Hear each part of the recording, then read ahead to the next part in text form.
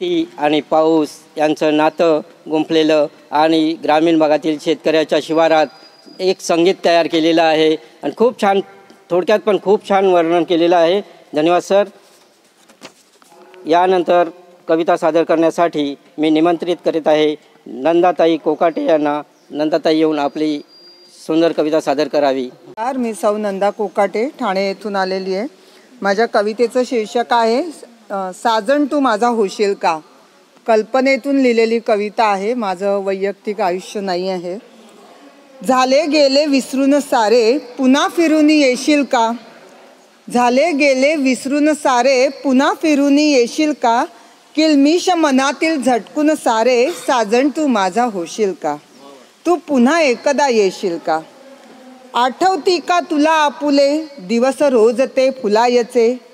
सहवासाची ओढ अनामिक मन आतुर होऊन झुलायचे. समजून घेता एकमेका भाव अंतरी उमलायचे. हातात आपुले हात गुंफता रोमांच अंगी उठायचे. भेटीसाठी व्याकुळ होता जीव बावरे व्हायचे.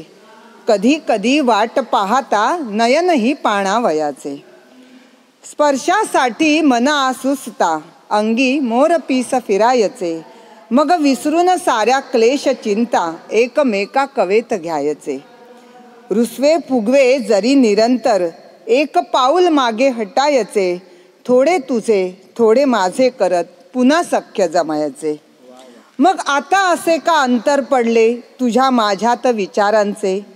मी पणाने उसवत गेले धागे आपुल्याच प्रीतीचे. गृहीत धरता एकमेका वाढले ओझे अपेक्षांचे. उणे अधिक करता होता सुटले संयम दोघांचे. ताणून धरता हट्ट आपुला नाते नकळत विरले रे. पोर खेळ असे हा नसे शहाणपण फिरूनी आता उमजले रे. नको असा तू धरू बोला सल मनास हा सलती रे. तगमग होऊन दोन जीवांची मने आपुलीच जळती रे. आठवणींच्या हिंदोळ्यावर का अजूनही तुला मी स्मरते रे. रात राणीचा सुगंध येता का एकांत तुलाही छळतो रे. वाटे हवीशी मी तुलाही मन तुझे मलाही कळते रे. संपवून आता हा दुरावा कधी मज तू हृदयाशी धरशील रे. पुन्हा एकदा मांडू डाव सुख ओंजळीत भरू रे. हसत खेळत आयुष्याला दोघे सामोरे जाऊ रे.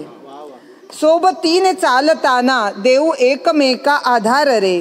रथ चालवू संसाराचा जगणे सुंदर बनवू रे. साद घालते अंतरातुनी प्रतिसाद मला तू देशील का. आयुष्याच्या नववळणावरती पुन्हा साथ मला तू देशील का. झाले गेले विसरून सारे पुन्हा फिरून येशील का. किलमिश मनातील झटकून सारे साजण तू माझा होशील का. साजण तू माझा होशील का. धन्यवाद.